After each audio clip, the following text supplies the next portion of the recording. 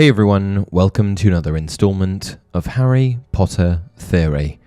Today we're discussing magic, and whether or not this powerful force of nature can ever be stripped away from those who wield it. In the world of Harry Potter, where magic is omnipresent and omnipotent, I can't help but wonder whether the extraordinary abilities possessed by witches and wizards can ever be lost. Typically, witches and wizards, who are destined to wield magic, begin exhibiting signs of magical ability in childhood, though within this time frame there is considerable variety. For instance, individuals such as Professor McGonagall exhibited clear indications of magic from an early age. In her earliest moments, she demonstrated remarkable abilities, playing her father's bagpipes, summoning toys to her crib, and even exerting control over the household cat. Similarly, Ariana Dumbledore showcased her magical prowess during her early childhood. Conversely, individuals like Neville Longbottom took a longer time to manifest their magical abilities. Although he too exhibited magic in his earliest hours by discreetly manipulating his blanket for added security, this subtle act went unnoticed. Neville did not demonstrate magic again until a more pressing situation forced it out of him. It occurred when he was dropped from a height and fortuitously bounced, resulting in his rescue from a potentially dreadful fall. Overall, however, it's agreed that magic is displayed, at a minimum, by the time the witch or wizard reaches 11 years old, otherwise known as Hogwarts age. But I wonder, can magic be stripped away just as quickly as it manifests? Can one who finds themselves accustomed to their magical capabilities be then reduced to what is effectively a squib?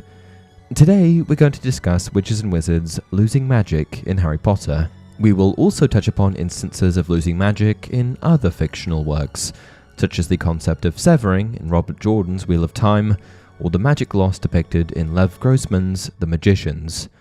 Hopefully, by drawing comparisons to these fictional universes, we can shed light on whether similar occurrences exist in J.K. Rowling's own creation.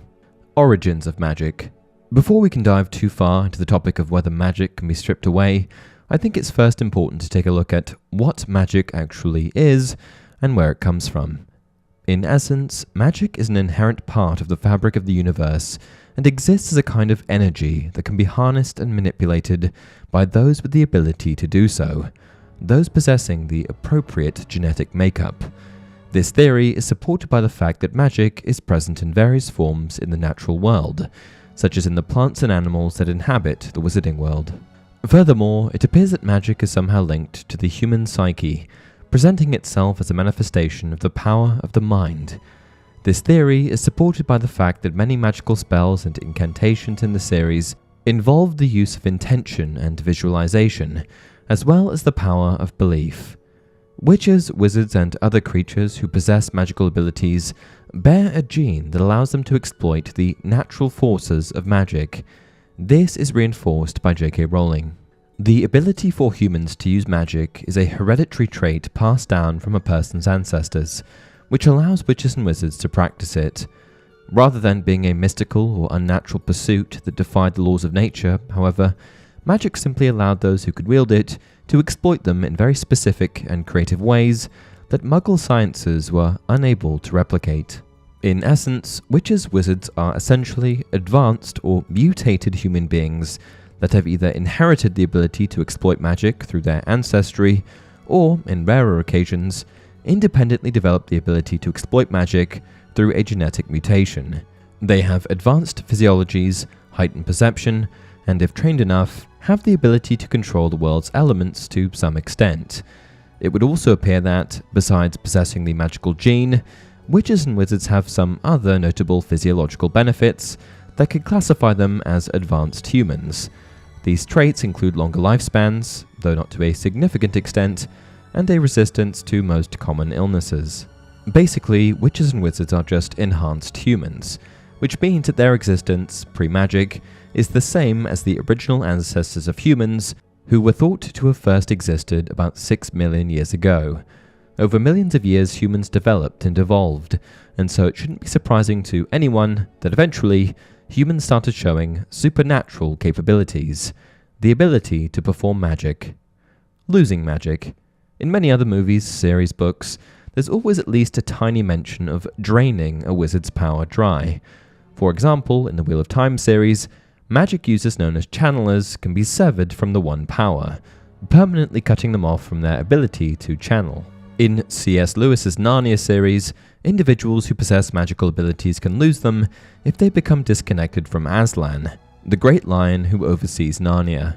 In Lev Grossman's The Magician's trilogy, individuals can lose their magical abilities in response to things like emotional trauma or intentional magical interventions. In Christopher Paolini's Inheritance Cycle, magic users called spellcasters can lose their magical powers if they overuse or exhaust their energy, known as their strength. And in the Enchanted Forest Chronicles, magical individuals can lose their powers if they willingly renounce or reject their magical abilities. So I can't imagine the Harry Potter universe being any sort of exception to this rule. As it happens, there is a quote from Dumbledore in The Half-Blood Prince alluding to this very subject. Of course, it is also possible that her unrequited love and the attendant despair sapped her of her powers. That can happen. And from this one tiny standalone quote, I think we can reasonably derive that yes, it is possible for one to lose their magical powers. This quote, referring to Merope Gaunt, implies that strong negative emotions, such as heartbreak and despair, have the potential to affect a witch or wizard's connection to and control over their magic. It also highlights the intricate relationship between emotions and magic in the Harry Potter universe, suggesting that emotional well-being and stability can influence a person's magical potential and abilities. This is very similar to Lev Grossman's The Magicians, where magical abilities can be lost in response to emotional trauma. But something important to remember here is that the magic still isn't drained, and that's because it never existed within the body in the first place. It is not a resource within the body, but rather a ubiquitous, pervasive force that exists all around us. The same magic that surrounds witches and wizards also surrounds Muggles. The only difference is that wizards have seemingly developed a way to harness it. But now that we've established that it is possible for a witch or wizard to lose their magical abilities, I do want to dig a little deeper. Unfortunately, beyond Dumbledore's quote, there is nothing else in the books pointing to how one might lose their powers. However, there do seem to be a few other instances that come to mind when attempting to consider how one may lose their magical powers. Magical diseases. Just as diseases in the Muggle world can erode our essence, leaving us as mere shells of our former selves, it is reasonable to believe that the magical world of Harry Potter also harbours afflictions that have the potential to strip witches and wizards of the very essence that defines them, magic itself. One such disease that comes to mind is the Maledictus curse, a dark, bloodline-perpetuated curse that is passed on through generations of family members and is transferred from mother to daughter.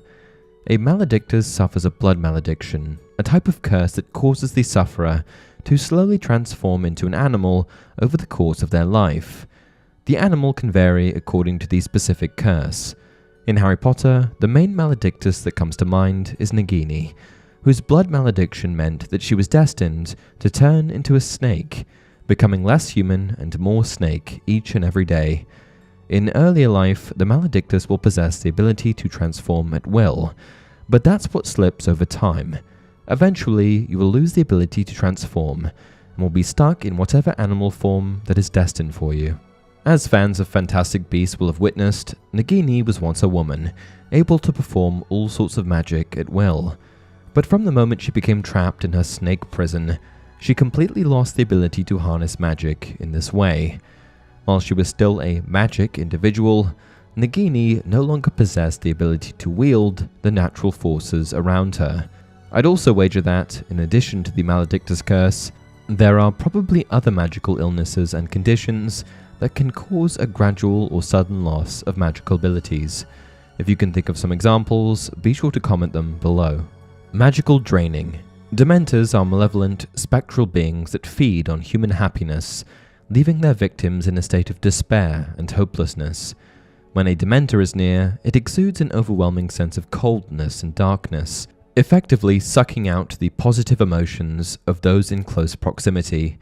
And if you're unlucky enough, you may be subject to the Dementor's kiss, a devastating attack which removes a person's soul from their body, leaving them as an empty shell, alive but devoid of their inner essence. The individuals who experience the Dementor's kiss are often characterized as being left in a state of irretrievable absence.